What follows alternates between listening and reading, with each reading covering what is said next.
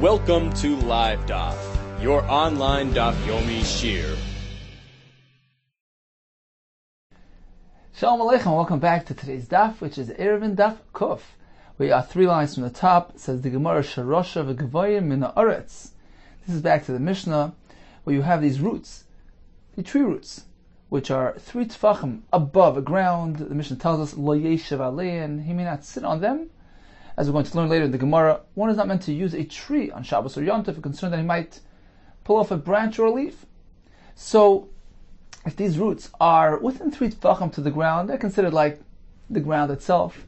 They're not considered like a tree, and you could sit on them. But if they're 3 tefachim above the surface of the ground, then they're considered like part of a tree, and you cannot use a tree on Shabbos.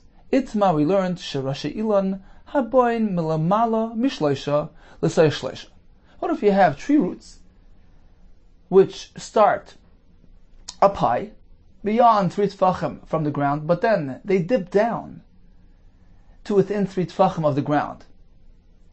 So the upper portion certainly can't be used because it's beyond 3 tefachim. It has a din of an ilan. What about the lower portion of those roots which are within 3 to the ground?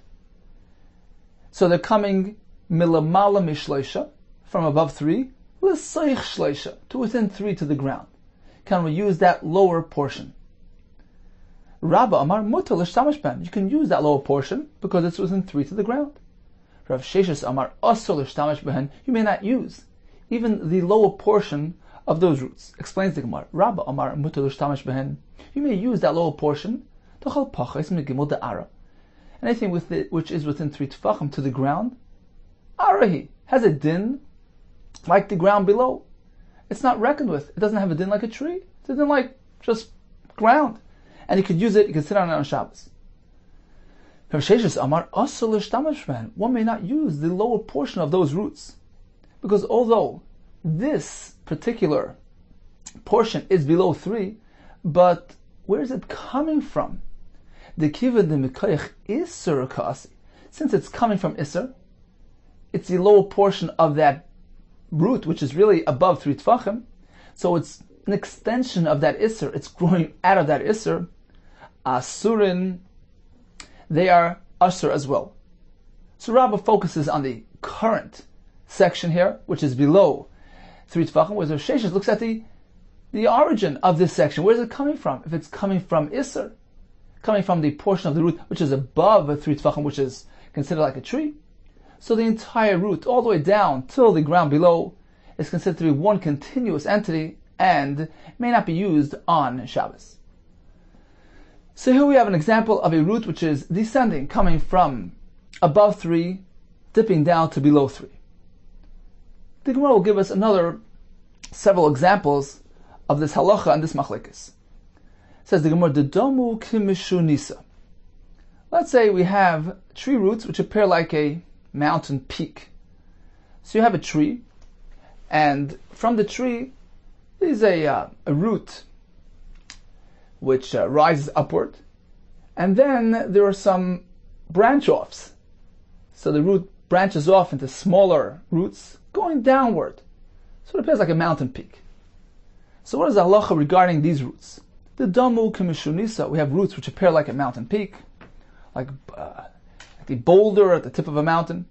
So the salkin le'ela asurin, the roots which rise upward, meaning the portion of the root which is above 3 tefachim, asurin, certainly those roots cannot be used. The nachsan letatoi sharu, the ones that are low down, so they grow out of the tree at a low point within 3 tefachim to the ground, certainly sharu, those may be used within 3 to the ground, is lavud, it's like part of the ground itself. Lit studden, what about those branch offs? So you have the large root which is ascending upward, and we have some small roots coming off that large root, facing diagonally downward. So those small roots are actually below 3 tefachim, but they're coming from a root which is 3 tefachim above the ground. Plukta the Rabbah v'Rav Sheshes. Here we have another application of the machlekes between Rabbah, who says, well, focus on this particular location, this particular section, which is below 3, whereas Rav Sheshes says, look, it's coming from a portion of the tree which is above 3 tfachim. Therefore, anything that grows out of that portion, out of that part of the tree, even the portion below 3 tfachim, is usher as well. Continues the Gemara. Likewise, we will have a machlokes in the case of an anigra. Say we're going to have a case in the reverse. We have a tree coming from below, rising upwards, and the tree at its low point is obstructed. So when you're standing up above, you don't really see that tree properly. And the question is, regarding the section, the upper section, can that be used if it's within 3 tvachim to the ground? So anigra, Rashi described as being this ditch, where water flows and there's a tree growing in this ditch. So you have a ditch with 2 walls, a tree growing within it. So it starts down below and rises up beyond the walls of the ditch. Now when you're standing in the ditch, certainly you can't use that tree. You can't use any portion of the tree which is beyond 3 tefach of the floor of the ditch. But since this tree is actually obstructed on 2 sides because it's flush with the walls of that ditch, so the right and left sides are not really visible from above, and the only thing you see is sides 3 and 4. So when you're standing above that ditch, it gives the appearance somewhat like it's a new tree coming out of the top of the ditch. Therefore, the question is, can I use that first section, the first 3 tfachim, which rise above the ditch? So we have again the ditch, tree in the middle, and the tree rises above the ridges of the ditch. So now, when I'm standing up there, it appears somewhat like a new tree because the area below it is partially obstructed. The tree is blocked on 2 sides. So, what about that first section coming out of that ditch? The first 3 tfachim. So, according to Rabbah, it's 3 tfachim within the karka. It's considered like lavud, and it's not considered like a tree. That's Rabbah's shita. Whereas Rav Sheshes says, look, this particular section is indeed within 3 tefachim to the karka, but where is it coming from? It's growing out of the lower section of that tree, within the ditch, which is considered to be Isser, because in the ditch itself, that tree is visible, and you can't use that tree. So although the section above the ditch appears like a new entity, and since it's within 3 to the top surface of the ditch, it should be mutter, but it's coming from Isser. Rav Sheshes holds that we look at the source of where it's coming from, and therefore it's Asr as well. So that's the case of the anigra. V'chein anigra, the same machlekes will apply to the tree growing in the ditch. V'chein b'keren zavis, the same machlekes would apply to a similar case. We have a tree growing in a courtyard at the corner where the 2 walls meet. So the tree growing inside that corner is blocked, obstructed from 3 sides. It's only visible on 1 side. So once again, inside the courtyard, you can't use that tree, anything above 3 tefachim from the ground. But when you're standing outside, what does it look like? It looks like the tree is growing out of the wall. That's the first point of that tree is right at the top of that wall. So within 3 tefachim to the wall, it's considered like ground. There's 3 tefachim to the karka. So that should be mutter. That's Shitas Rabbah. Whereas Rav Sheshes says, well, it's coming from the tree below. It's coming out of Isser, coming from a section of the tree which you can't use. So even the portion above the wall, which appears like a separate entity, appears like a new tree starting right there, it's Asr, in accordance with his Shita, that we focus on the source of its growth. Says the Gemara, another example of this halacha. Ahu dikla, there was this palm tree that havala Abaye, that belonged to Abaye. So it was within the home, and it ascended upward through the skylight and rose above the surface of the roof. So when you're standing on the roof, you don't really see the tree below because within the home it's covered. It's covered with that roof. So it's completely obstructed. The portion of the tree which rises above the skylight, above the surface of the roof, appears like a brand new tree. So what happens there? Can we use the first 3 tefachim? Is it considered like something which is samach lekarka? Also, like Rav Yosef, Abaye approached Rav Yosef, and he allowed him to use that section. Amar of Acha bar Tachlifa. So he told them like this, the Sharlach, he told Abai, whoever allowed you to use that section, Kirabba Sharlach. He was following Shitas Rabbah, who disregards the source of the growth. He focuses on this particular section without regards to where it comes from. Because once again, the tree within the home is certainly also to be used, because it's perfectly visible. But the discussion here is regarding the portion of the tree which is beyond the skylight, in which case you don't see the tree below, and that portion appears like a brand new tree. Rabbah holds anything within 3 to the rooftop is mutter. So this was Rabbah's shita. Says the Gemara, of course, shita. Of course, if Sheshes certainly would disagree, because the source of the portion of the tree above the roof is coming from where? It's sourced in the tree below, which is us. So of course, what was Rav Ach about Tachlivas Chiddush that we're following Rabbah? Why would I think otherwise? Says perhaps I would think Afilu Rav Sheshes, even according to Rav Sheshes, in this case it would be mutter. We can ignore the portion of the tree within the home. Why? Basic command of Mali Dami. The home, the covered area is as though it's fully filled. Rashi elsewhere says it's dark, it's moist, it's humid. It's a usage area. It's considered like it's fully closed, and the tree within it is considered like totally cut off and doesn't have to be reckoned with. And therefore, perhaps all would agree that we can simply focus on the section of the tree which is above the rooftop, and it will be mutter to be used if it's within 3 to the rooftop. Basic command in Mali Domi, the home is as though it's completely filled up. And this should allow us to use the portion of the tree which is within 3 tefachim to the rooftop. So the chiddush here is no, that even in this case of the tree coming out of the home, Rav Sheshes would not allow use of the section above the roof because it is growing out of the tree below. Continues the Gemara. Tanan, we learned in our Mishnah, Sharasha v'gevoyim and haaretz gimel tefachim. If the tree roots are 3 tefachim above ground, leishav aleim, he may not sit on them. Hechi dami, what are we speaking about? Ideloi hadri kaifi, if they're not dipping back down again. So we have your typical roots coming out of a tree above 3 tefachim, and the Mishnah tells you can't use them. Pshita, of course. Rashi explains, we already learned this in a Mishnah in Beitza, that one is not meant to climb up on a tree on Shabbos. So is the Mishnah simply telling us the standard halacha? Elalav, rather, it must be that it's a unique case being described in the Mishnah. Afagav da hadri kaifi, speaking about roots, which although they're coming from high up, but they dip back down again.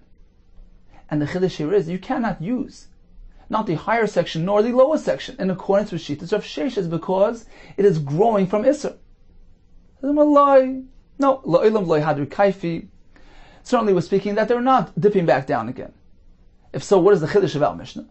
The Mishnah is informing us, even if you have a case where the root, although lifted 3 tefachim off the ground on 3 sides, but on the 4th side is equal to ground level. So you have a tract of land which takes a dip, and right at that point of the dip you have a root. So on one side of the root, he's equal to the surface of the land, within 3 tefach to the ground. But on the other sides, on all other 3 sides, he's exposed and he's lifted 3 tefach off the lower level of that land. The Mishnah is informing us that in this case, certainly you have to regard this root as though it's lifted 3 tefach off the ground, notwithstanding the fact that on one side, he's flush to ground level. As Rashi points out, this is agreed upon by all. Even Rabbah would agree that in this case, you cannot use that root. So in summary, we learned that if a root is within 3 tefachim to the ground, you may use it.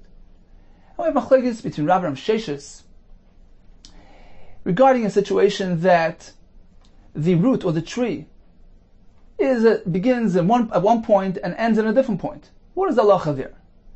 So we have 2 different scenarios of this halacha. In the first case, the roots are coming from above and dipping down below, shirashe ilan, which are coming milamala, lamata, down below 3 tefachim. Rabbah says it's mutter to use this section which is below 3. Rav Sheshes says it's also because it's coming from Issa. And the Gemara described several cases, actually 3 cases, where we have a tree rising up from below. In the first case where the tree was in a ditch, so 2 sides of the tree were obstructed. In the case where it was in a Keren Zavis, in that corner where the 2 holes made, so 3 sides of the tree were obstructed. in the case where the palm tree was growing out of the house. So all four sides of that palm tree was obstructed and blocked. So the common denominator here is that there's some significant form of obstruction taking place on its lower portion. And then you have the upper portion which is fully exposed, which perhaps appears like a new tree. So therefore Rabbi says the first 3 tefachim, if it's within 3 tefach of the surface of the ground or of the roof, then it's mutter to be used. We ignore the lower portion of that tree. Whereas according to Rav Sheshes, it's usher because it's coming from the lower portion of the tree, which is usher as well. As we just concluded, Rabbi certainly would agree that if it's only one side of the tree or the root which is obstructed, and it is exposed on all 3 sides, certainly that won't help any matters, and of course it would be usher. It would have a din that it's like a regular tree if it's 3 tefachim off the ground. So it's only if it's obstructed at least on 2 sides, 3 sides, or 4 sides. Continues the Gemara. Tanu Rabbanan, so we learned in a Brisa, Shar she'ilan shegvoyim and earth, gimel tefachim. If you have roots which are 3 tefachim off the ground, or sheish chalal tachtein gimel tefachim, or there's a cavity of 3 tefachim beneath them, so in either case the roots are suspended 3 tefachim off the ground, even if one side of the root is equal to ground level, one may not sit on them. One may not climb a tree on Shabbos or Yontav, one may not suspend himself from a tree, nor can he lean on a tree. Nor should he climb up on a tree before Shabbos, and sit there throughout Shabbos. Echad ilon, whether it's a tree, v'echad kala behem, all animals. And the reason is one and the same. Climbing a tree might result in a person picking off a leaf, a branch, or fruit. Riding an animal might result in him picking off a branch to drive the animal. Avol, says the Brisa, boir siach amar. But a pit, a boir, a siach, different types, designs of differently shaped pits, umara, cave, a gutter, a fence, metapas v'oila. Metapas v'yerid. When it comes to these landmarks, you can climb up and down freely, even if it's 100 amas high. Because the context here is malacha. You might pull off a branch from a tree, etc. But to climb up and down, that's okay. It just involves tircha. It doesn't involve malacha. Continues the Gemara. Tani chad, we learned in one Brisa, Im Allah. If a person should find himself on a tree, mutalerid, he can come back down on Shabbos. But Tani chad, we have another Brisa which says asalerid, he can't descend from the tree. Like Kasha, the answer is, it depends when this happened. Kan mi ba'idyoyim. If he climbed up before Shabbos, in which case he didn't do an Isser, we allow him to come down. However, if he climbed up after nightfall, he did an Isser by climbing up. We apply a knas, a penalty, we don't allow him to come down. Because even coming down entails use of the tree, and therefore we don't allow him to come down. Another teretz. Both Brises are describing this fellow who climbed up after Shabbos arrived. The answer is, if he went up inadvertently, then we allow him to come down. If he did it b'kavana, intentionally, he cannot descend. Another pshat, both are speaking when he went up b'shaygig. So what is the machlekes? The question is, do we apply a knas even to a shaygig on account of mezid, so that it shouldn't lead a person to do it b'mezid? Mar savar kansinan, Ram Brisa says yes, we apply a knas, and therefore he must remain on that tree. Umar savar kansinan, the other Brisa says no, we don't apply a penalty since he went up b'shaygig. Actually, it seems that the machlekes between the Brises, the Brise that allows him to come down, in order to avoid remaining on that tree throughout Shabbos, which in itself is considered to be a continuous use of the tree, so better come down to lessen the time spent on the tree, even though the act of coming down is an active isser because you're using the tree. Better do that than stay on the tree.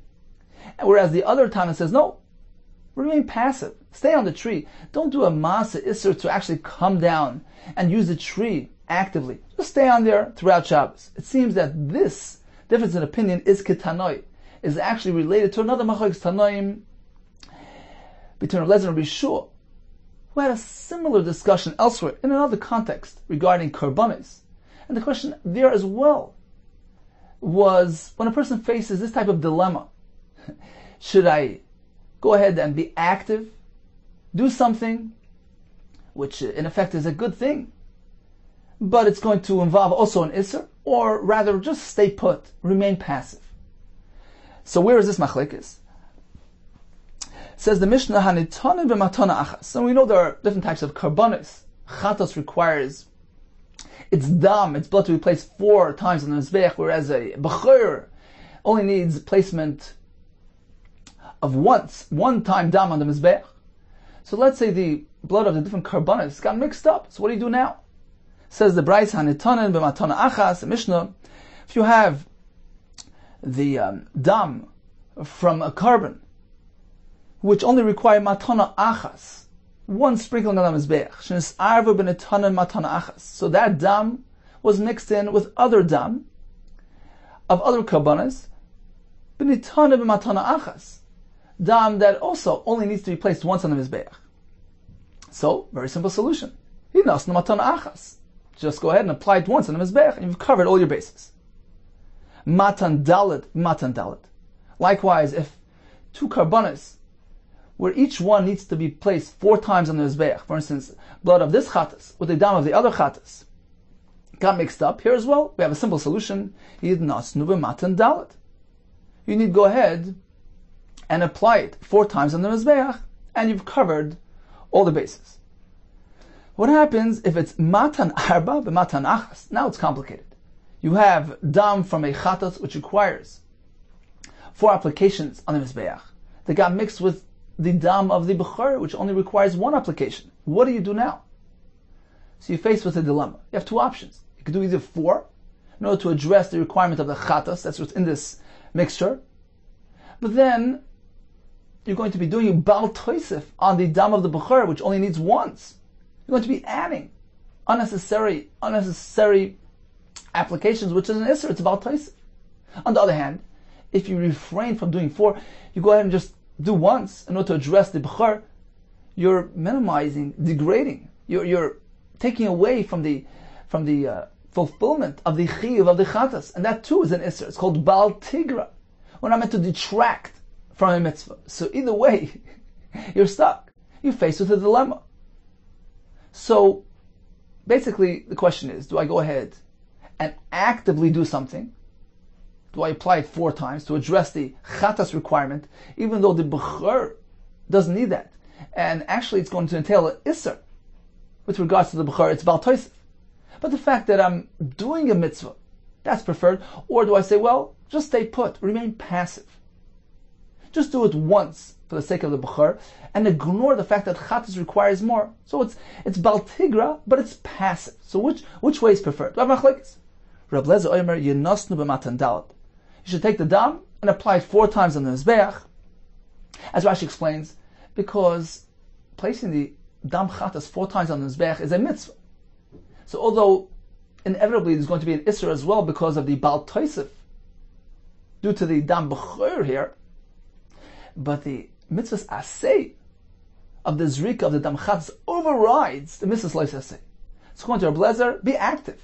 Do that active mitzvah even though it comes along with an isser. For Rabbi Yehuda, he says just the opposite. The entire mixture should be only placed once on the mizbeach. Don't go ahead and apply it 4 times, which entails bal toisif. Suffice it once. As Rashi explains, because in either case, his yotze, the mitzvah, because the chatas, whose dam was only applied once, is also kosher. So it's not the preferred manner of doing the zrika of the dam chatas, but the carbon is kosher.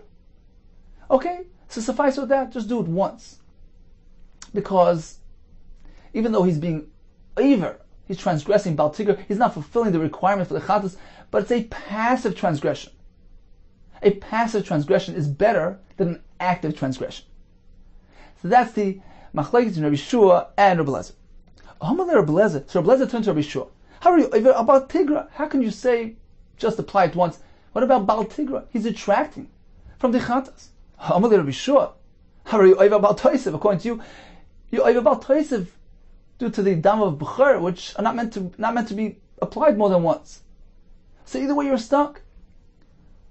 Amar Belezer. So Belezer responded, Lo Amru. The isser of bal toisif is only elak shu ba'atzmai, when you have the item on its own. So let's say you would have the dam b'chur on its own without any mixture here, and you go and apply it more than once, you over bal toisif. But in this case where you're applying it 4 times because of what? Because of the chatas that's there. So the dam b'chur just coming along for the ride, that's not reckoned with. You're not applying it 4 times. The 4-time application is not directed at the dam b'chur, so there's no bal toisif here. If so, says Rabbi Shua, likewise, bal tigra doesn't apply unless it's on its own. Here, the reason why I'm doing it once and not 4 is because of the b'chur that needs once. The fact that I'm not fulfilling the mitzvah for the dam chatas in this mixture properly, that's not a direct negation of the chatas. It's not on its own. I'm not ignoring it. It's circumstantial because it's together with the b'chur. So it's not a direct bal tigra, and therefore there's no issue. In addition, says the Rishua, when you went ahead and applied it 4 times, you over about toisif with regards to the dam b'chur in this mixture, right? And you committed, you've done an isser with your hands, an active isser.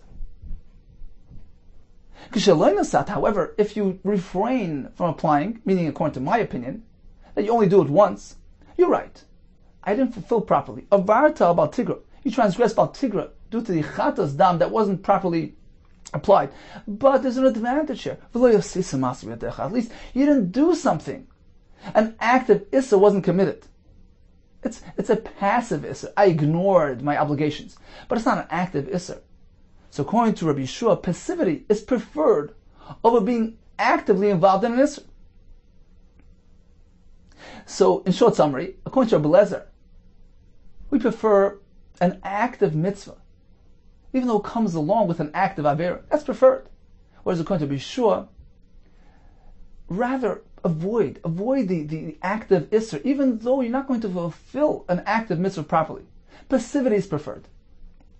Says Gemara, okay, so how did that apply to the case of the tree in our sugya? L'Rabbi Lezer Amar Hasam Kumasei Adif. So according to Rabbi Lezer, who says being active is preferred, Hachinam Yerid. Likewise by us, get off the tree.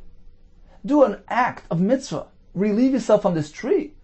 Cut short your time on the tree, which is in effect a mitzvah. It's avoiding an issa. So do an act of mitzvah, even though it inevitably entails an act of issa, because actively climbing down from that tree is an active use of the tree, but we prefer activity over passivity.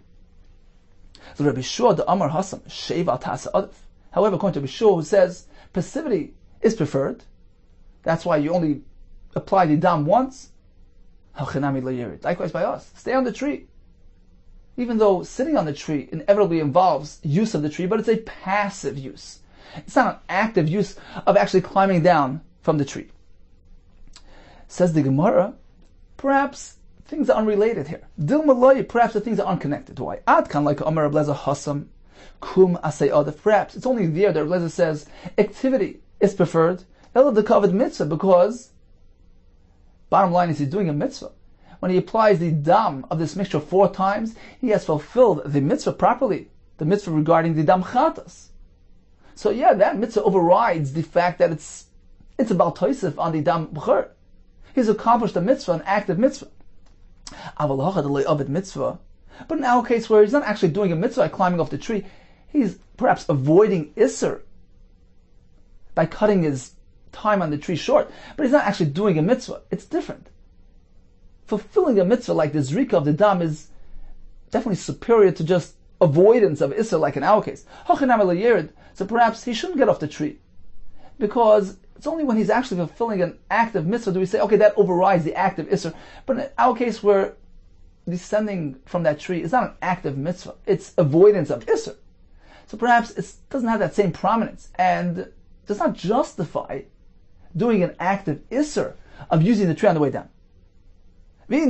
And likewise, Adkan like Amar Rabbi Shua Hasam, perhaps it's only over there that Rabbi Shua says Sheva Tasa Adif, that sitting passively is preferred. Ella, it's only there because what is he doing? He's refraining from sprinkling the dam properly. So it's an Issa Bal Tigra because he's detracting from the mitzvah, but it's not really an active Issa. Therefore, Rabbi Shua says That's preferred. But now a case where he's actually sitting on that tree, which is also considered to be using the tree. It's not the same degree of activity as actually climbing on a tree, but sitting on the tree itself is also considered to be an act of Isser. So here, perhaps Rabbi Yehuda would say, yeah, get off the tree. It's only over there when it comes to refraining from zrika, which is an absolute passive act. It's not proactive, it's just sitting and doing nothing. He's doing one zrika instead of four. It's an Isser Baltrika, but it's not an active Isser. So since it's not really a masa, Rabbi Yehuda says, we prefer that route. Rather than Rav Lezer's route where he's going to add more zrikas and actually do an Isser Bal Tosef. The Rabbi Yehuda says, just apply it once in the Mizbeach and refrain from doing an act of Isser. So although, again, refraining from the proper zrika is also an Isser Bal Tigra, but it's a passive Isser. Therefore we prefer that, as opposed to a person who's sitting on the tree. His very sitting on the tree is an act of Isser. It's a use of the tree. So in this case, perhaps Rabbi Yehuda would agree. There's no advantage to having him sit on the tree throughout Shabbos because he's actively engaged in Isser. Therefore, certainly, he should get off the tree as quick as possible. So although he's going to be climbing off the tree and using the tree on the way down, but even when he's sitting on the tree passively, he's also using the tree. It's also an act of Isser. Therefore, Rabbi Yehuda would agree, perhaps in this case, that we should advise him to get off the tree. So, at the end of the day, the two concepts, the two contexts, the tree and the dam of the carbon, seem to be unrelated to each other. Continues the Gemara. Getting back to the initial concept of climbing on a tree.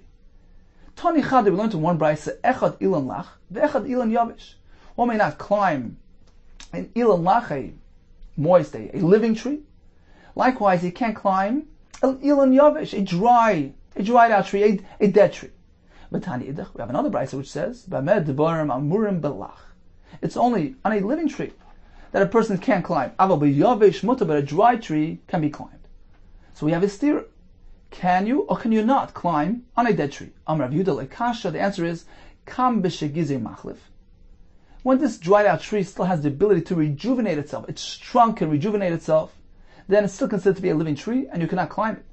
Kam b'shegize machlif. The other brayse which allows is speaking about a tree which cannot regenerate itself, is completely dry and dead, and there's no concern with climbing. No malacha can result. Says the Margizei Machlef, Yavish Karisle. So a tree that can rejuvenate itself, you're calling it Yavish? How does that work? It's not a dead tree. Why would the Brisa refer to it as Yavish? Elolei Kasha, apparently the answer is like this. During summertime, where generally trees have leaves, have fruit, so if we see this dry tree which is bereft of any leaves, it's pretty apparent that it's a dead tree, and there's no room for confusion. Therefore, you can climb it. However, during wintertime, where trees are generally bereft of leaves, in this case, it's not clear that it's a dead tree, and if we allow climbing on this dry tree, perhaps it can lead to confusion, lead somebody to climb on a living tree as well. So that's the answer. That's how we reconcile the two brises. Depends on what season we're speaking. Says the Gemara, but in summertime you allow, because it's a dead tree, but there are fruit on this tree from last year. Hanasri peri. Inevitably, when you climb up and down, the fruit will be detached. What's wrong with that? It says Rashi, because if people see him climbing up and down and the fruit just getting detached as a result, perhaps this will lead somebody to pull fruit off a fresh tree as well. Says Rabbi Yehuda Kessler, we're speaking about a tree which does not have any fruit lingering on it. V'okanasri kinsi. Okay, there are no fruit, but there are twigs on the tree, and when he climbs the tree, some twigs will get detached. And once again, this can lead a person to do the same by a living tree. Says the Gemara, Rabbi Yehuda was speaking about a trunk that doesn't have any twigs. Is that the case that one can climb a tree in this manner? For Rav Ikla La'av Satya. There was a story where Rav visited this town of Av Satya v'asa b'geduda, and he didn't allow them to climb even this type of tree.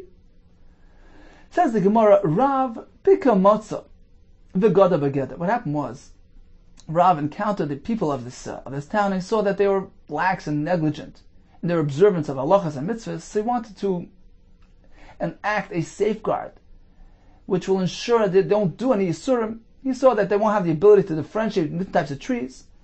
Therefore, he applied a prohibition on this type of tree as well, even though halachically speaking you can climb this type of dry tree.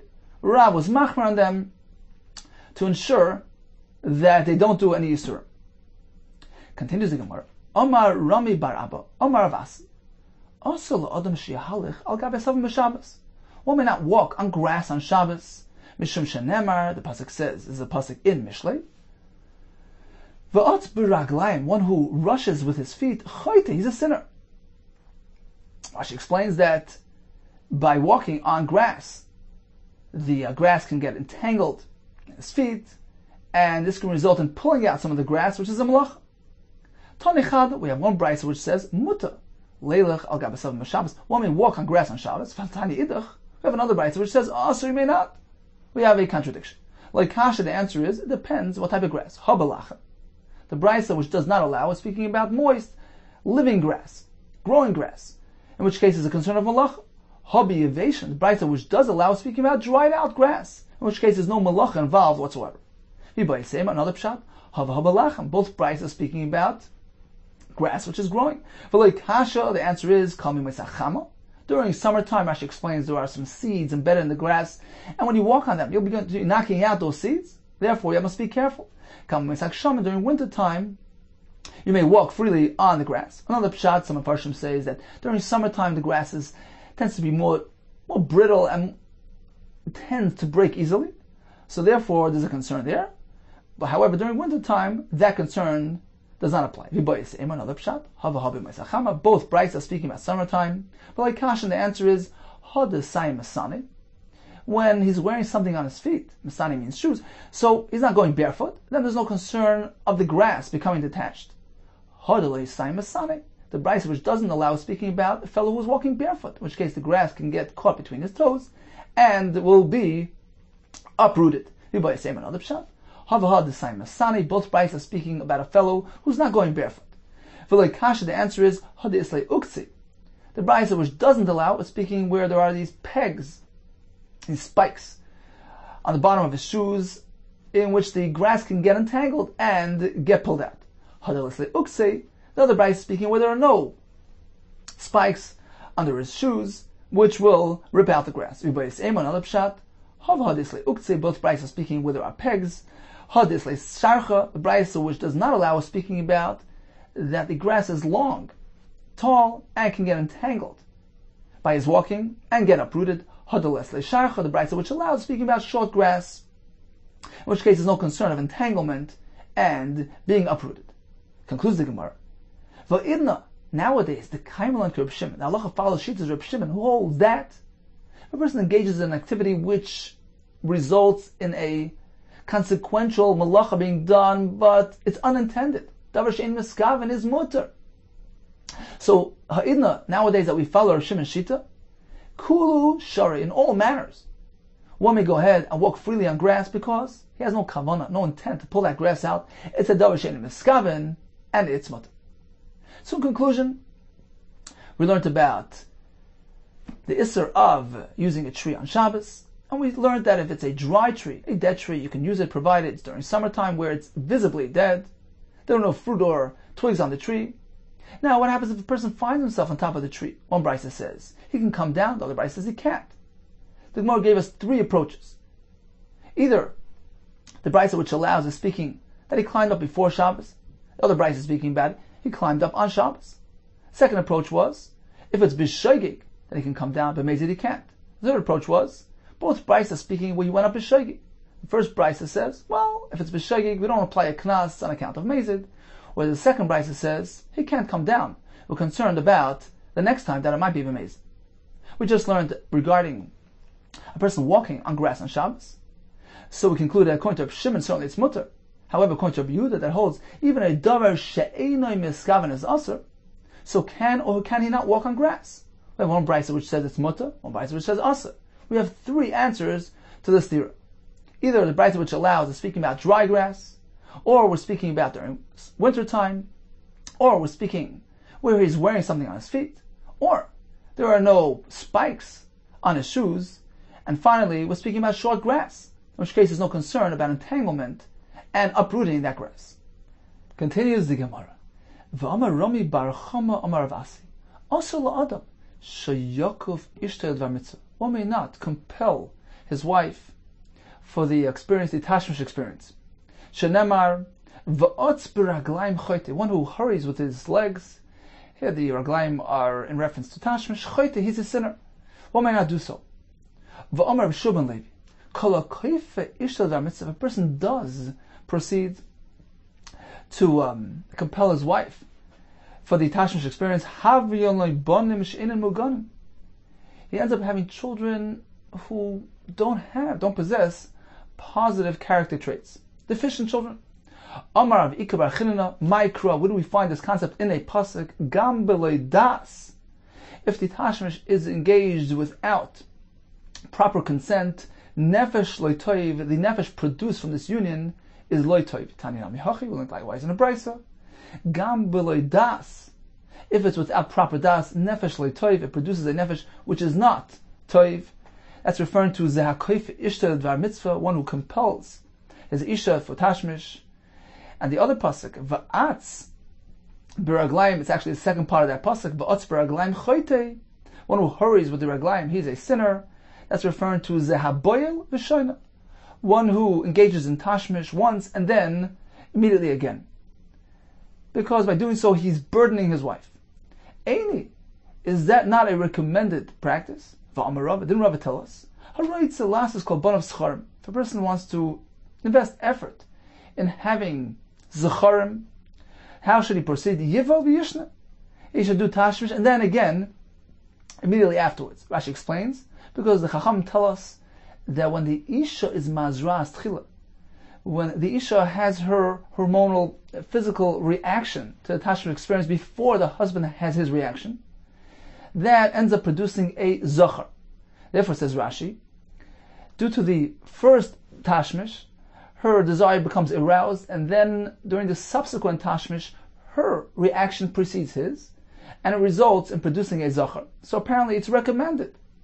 So like kasha, the answer is it depends when. Kan ledas, yeah, when it's done with proper consent, then it's fine. Kasha ledas, but if he doesn't have a proper consent, then it's simply considered to be unjustly burdening the isha. Amar of Shmuel ben Achmeni of Yechanan, kol isha shetivas balo l'dvar mitzvah. If an isha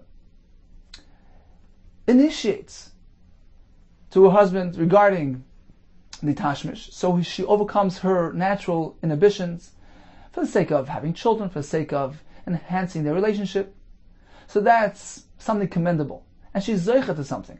Havyon labonim, she'll be zeicha to have sons with increased intellectual abilities.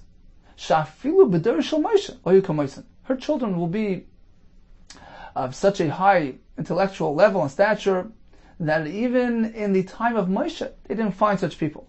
Dilu b'der shel Moshe ksiv, because during the generation of Moshe, it says, when Moshe turned to the Shvatim, he wanted to appoint representatives. He said, Havalochem, put forth for yourself anoshim, men, chachamim, wise men, unavayim, understanding men. So Navayim, Rashi says, mevinim davar m'tayich davar. They delve deeper. They derive one thing from the other. So chachma is the initial wisdom. Bina is going even deeper. It denotes a deeper level of intellectual capacity. V'yudum shiftechem, men that are known to your shvatim. So he was looking for men with increased intellectual capacity, chacham and avayim. But what did he find? He didn't find that. I took the representatives, the heads of your shvatim, who were anashim chachamim, wise, v'yudum and known, v'yilu nevayim le'yashkach. He didn't find the nevayim, the ones with deeper understanding. V'ilu gabi le'yoksiv. However, by Leah, what does it say? V'ateitze Leah l'krasei. She came out towards Yaakov Avinu, v'atoymer, and she said, Elai tovai, come to my tent, because I hired you. So she expended an expenditure for her Tashmish experience with Yaakov. So she initiated it. And what was her schar? Her children possessed this increased intellectual capacity. They were nevoinim. So we see that an isha who initiates the mitzvah, she's zeicha to children who possess a high level of bina. Uksiv ubnei yisaschar yoidei bina lo'itim. They were men of bina, and they went ahead and they influenced Klal Yisrael, Ladas, Mayasi Yisrael, Shem Masayim, Machalachem Alpiyim. So due to their increased intellectual capacity, they were nevoinim. They were able to teach Klal Yisrael, and this is as a result of their mother Leah, who was Tevei Bala Tashmish. She initiated, and she was zeicha to this to children of this great level. Ein, says the Gemara, is that the way it's meant to be? An isha is meant to initiate. V'amar Rav Yitzchak bar Avdimi, Eser klolos niskal lo Chava. Chava received 10 curses due to the Eitz Hadas experience. The pasuk says, and the Gemara here will enumerate the 10 klolos based on the psukim. Hashem said, Ela Isha Amar, I said for the in regards to the Isha, Chava harba arba, I will increase. So the double lashon here, harba arba, is referring to Elo Shnei Tipei Damim, the 2 drops of blood, 2 different varieties of dam that Isha has, Achas dam nida, Achas dam besulim. So that's 2 klolis. The pasuk continues, Itzvaynech, I will increase your pain, your sorrow, Zeo Tzar Gidol Banam, that's the difficulty involved in raising children.